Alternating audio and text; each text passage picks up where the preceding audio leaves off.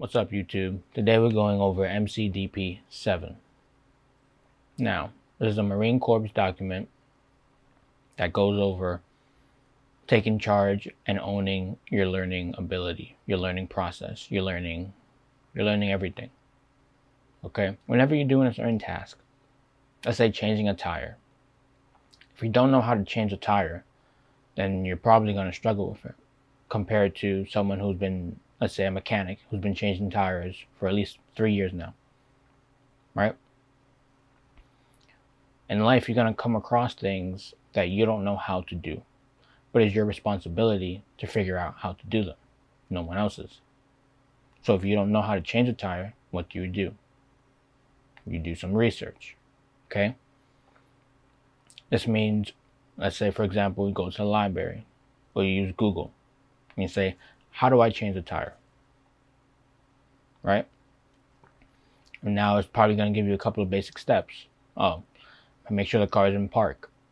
Jack the car up. Have a tool that can release the nuts and bolts. Then you take off the tire. Then you get your spare, put the tire back on, put the nuts back on. And then you unjack the car and you should be good. Through each step, there's a lot of things that you're going to have to learn. For example, you can't just take the nuts off, going in a circular motion. Otherwise, the tire's going to get stuck onto the car, right? Or, you might make the mistake of not putting the car in park or jacking the car on a hill, And it's okay to make mistakes. That's one thing we're really going to be talking about in this video. Making mistakes is okay. When you make mistakes, you learn, okay? You want to make a mistake because if you did, then you're going to grow from it. For example, let's say you were told to cook some chicken, right? You got a barbecue, right? And your mom or your dad bought some meat and they say wash the meat and then season it, okay? So you go and wash the meat, but what you really do is you take some soap and you slather around and then boom, you rinse it off, like boom. Now the meat's clean. That's not how you do it, even though the meat is clean technically, right? You made a mistake. What's the mistake? You put some soap, some detergent, and you literally wash the meat. Okay, you don't do that. Now the question could be, why can't you do that? You're cleaning the meat, right? Well, I'm sure there's several reasons. The point is, you want to master and own your own learning. Okay? To think precedes action. You can't do anything if you don't know how to do it. Okay? So you're the individual. It's up to you to learn it. And when you continuously learn things and continuously analyze things and self-reflect, you're going to develop what's known as an intellectual edge. The more you practice this, the better you'll be able to at recognizing cues or information that can help you in accomplishing whatever you're trying to do. Whether it be shoot a basketball into the hoop, whether it be changing a tire, whether it be seasoning some chicken, whether it be going to the gym and getting an effective workout, whether it be learning how to throw a punch in your boxing class, okay? It's up to you to learn these things. Yes, you might have a coach, you might have a mentor, you might have a teacher, and that's beautiful. That's wonderful to have that. But regardless of them, it is up to you to get the job done and to learn, okay? That's for a fact. One of the big key things that this document focuses on is the what, why, and apply. What happened? What went wrong? What went good? Figure that out. What happened? Then why? Why did it happen? Why did it go bad? Why did things not go according to plan? Why did things go according to plan? And then thirdly, apply. What can you take from what you learned, what you did good, what you did bad? Take that and apply it to the next thing you might do. Okay? For example, you're at the gym and you're getting in a bicep workout, right? And you notice that when you're doing your dumbbell curls, that you get the biggest flex when you're also flexing your wrist, right? That could be something you learn. Okay, so what happened? I got a bigger pump than I normally do.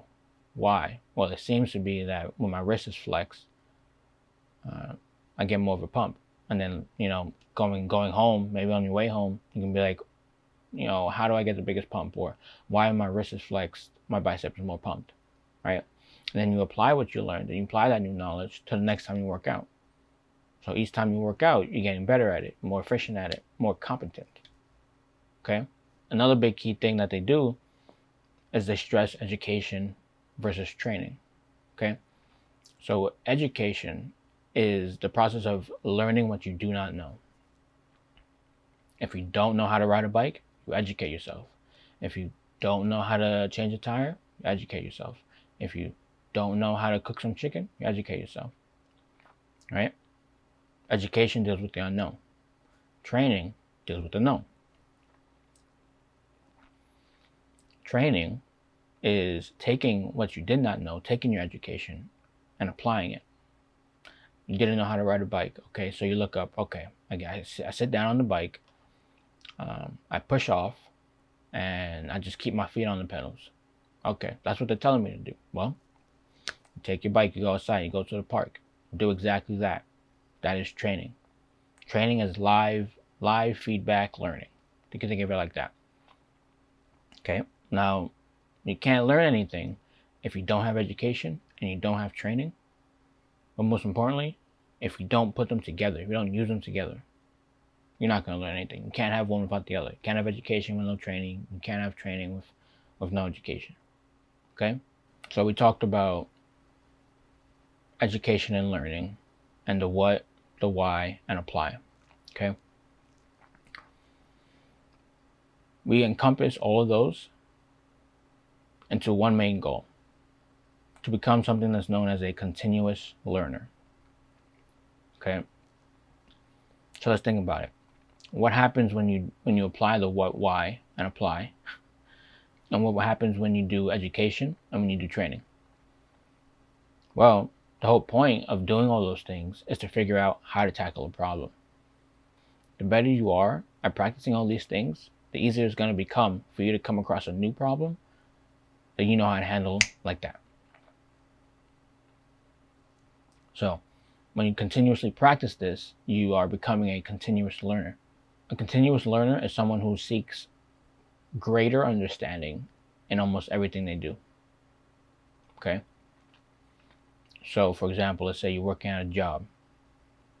Say you're a cashier. How best can you handle all the customers coming to your line? What is the best method to quickly and efficiently ring out every single customer so that you keep everything moving? You're a stock boy. How do I take all the merchandise in the back room and put it on the shelves without getting in the way of any customers? With being quick and smooth, with being accurate, and make sure you're labeling everything down. Things need to be tracked. Okay, there's a lot that goes into that. By being a continuous learner, you're able to better handle the challenges of life. You're building your skills, and you can become a competent, self-independent, and disciplined individual. That's what it comes down to. Take responsibility of your learning. Figure out what, figure out your why, figure out what you can apply. Educate yourself when you don't know. Train when you can. Develop yourself. Self-growth. This is important, fellas. No one else is going to do it for you. Okay, you don't want to be that guy who's like, oh, I don't know how to do it. Why don't you know? Oh, I never learned. Well, why didn't you, do some research? Do you know anything? You don't want to be in that situation. You want to be the person that they're like, oh, I can rely on this guy. Oh, this guy knows this stuff. Oh, you're working with him? The MCDP-7 goes over 5 learning principles, right? They call it their philosophy. The first one is know yourself and seek improvement. This is one of their points because they believe that your mindset, your values, your perspective, you as an individual, know yourself and seek improvement is important because your mindset, your values, your ethics, you as an individual, they all impact the way you learn and the decisions that you make and the way you think, okay?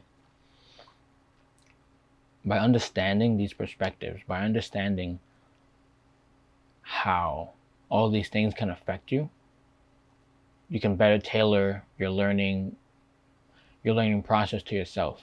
Only you know what type of learner you are. For example, you learn by doing, you learn by seeing, you learn by thinking, right? You know yourself best, so do what works for you, right? You're gonna wanna, when you do this research, when you do this training, you're gonna want to figure out what works best for you so that you can get the maximum benefits, okay?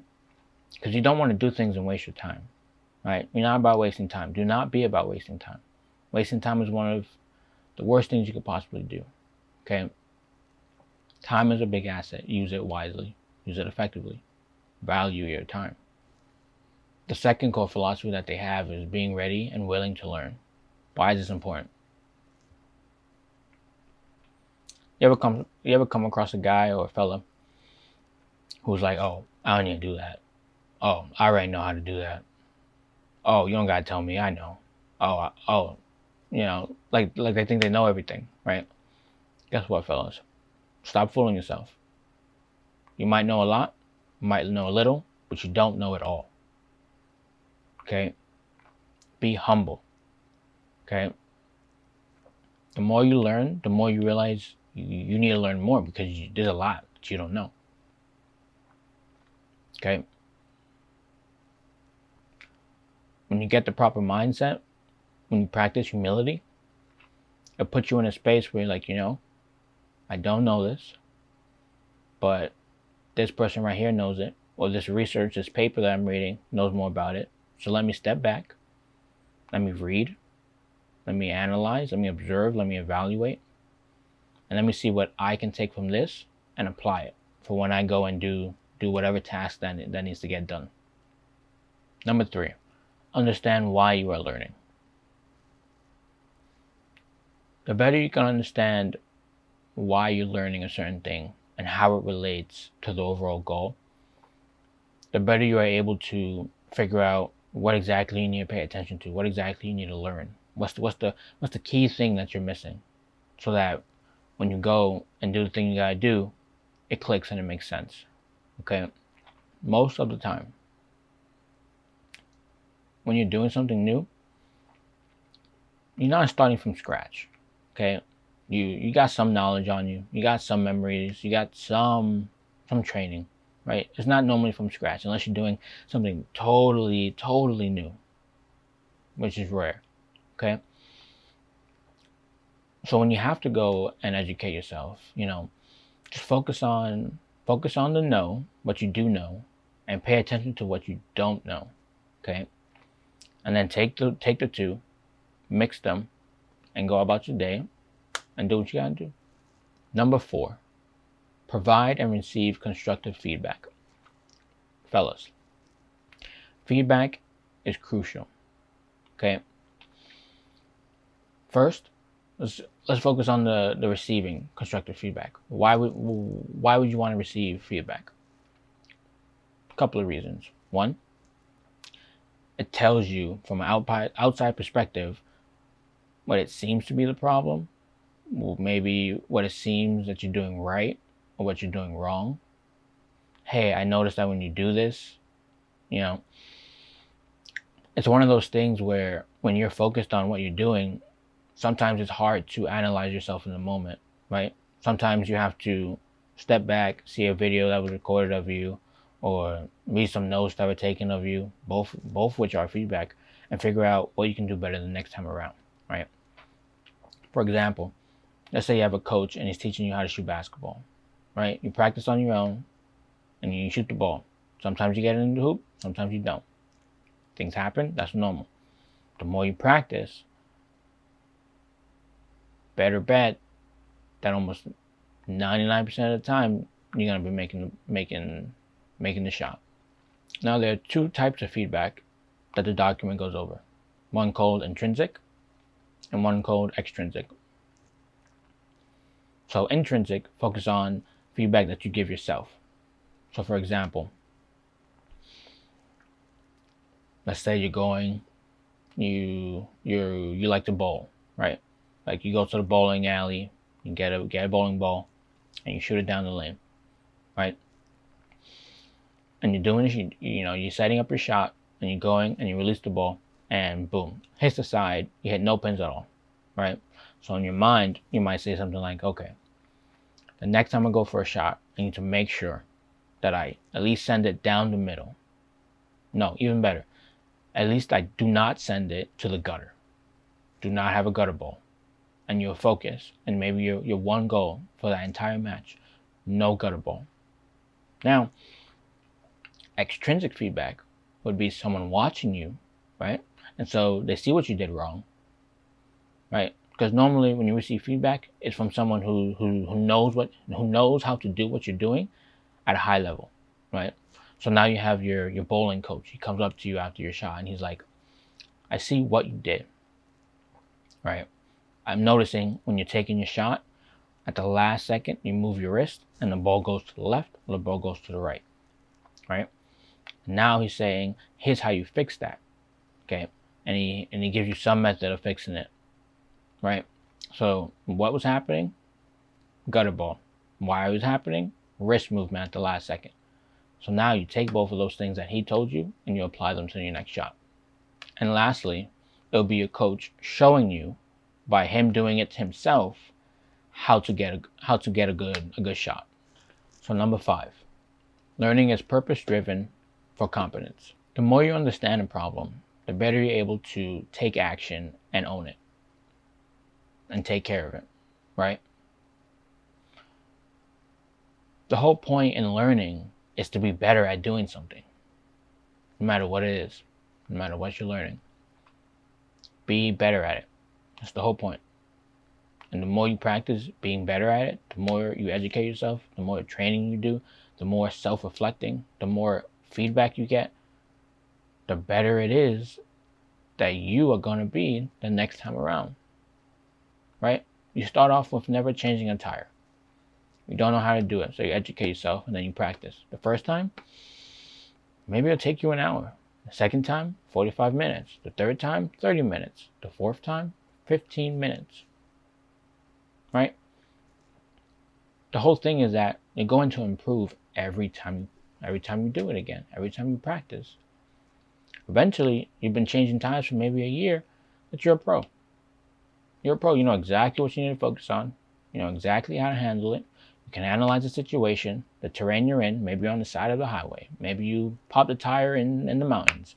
Maybe you're in a grassy setting. Doesn't matter. Wanna know why? Because you learned how to handle it. You took responsibility of your own education. You did what you were supposed to do to make sure when things go wrong, you got it. Another thing I would like to talk about is understanding that everything is connected. Everything. Okay? Something you learn here will be worth knowing somewhere else. When you develop a certain skill, a lot of the times you can apply that same skill to multiple different situations. Okay, fellas?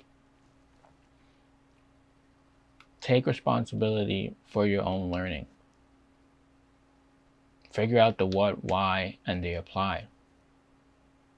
Educate yourself and train. Everything that you do, everything that you will learn can be and will most likely be used elsewhere. Become a well-rounded individual. Don't be a baby. Don't be a kid. Be a man. Be a man who's confident in his ability. Be a man who knows how to handle problems. Be a man who is educated, who is responsible, who is self-disciplined, who can handle any challenge that life throws at him. Become a continuous learner.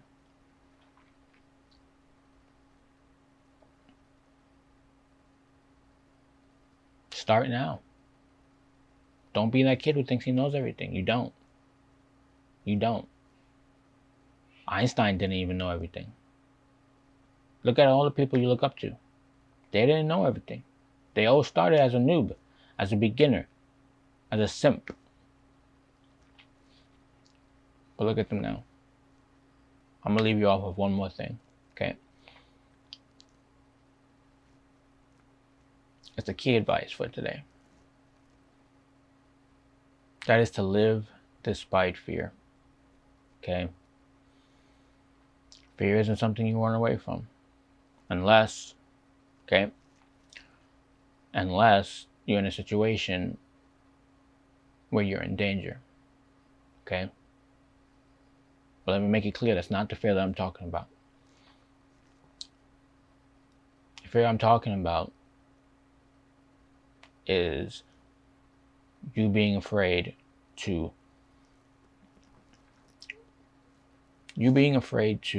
learn or to do something because you think you're going to be a failure or you think you're going to look stupid. The fear I'm talking about is you being afraid to go and approach that girl because you think you're going to make a fool out of yourself. The fear I'm talking about is you being afraid to take a chance because you think something's going to go wrong. Okay, let me tell you something. Fear does not go away unless you chase it. Okay? And here's the thing. Fear is always going to be there. If you're not chasing fear, fear's going to be chasing you. And as you do newer things, fear is going to come up. And you're going to have to go chase it. Chase fear. Okay? Violence and danger, they're going to be a part of life. Okay? Life is unpredictable. But you got to do what you got to do despite of fear. Look at the men who go to war. They're afraid. Trust me. Oh, trust me. They're afraid. But they do it because that's what they got to do. That's what's best to do. That's what's right to do. Fear doesn't stop people. You think Elon Musk wasn't afraid of this recent launch? He was. But he's got to go out and do what he got to do. He's got to run the numbers, recheck the calculations, make sure everything's okay.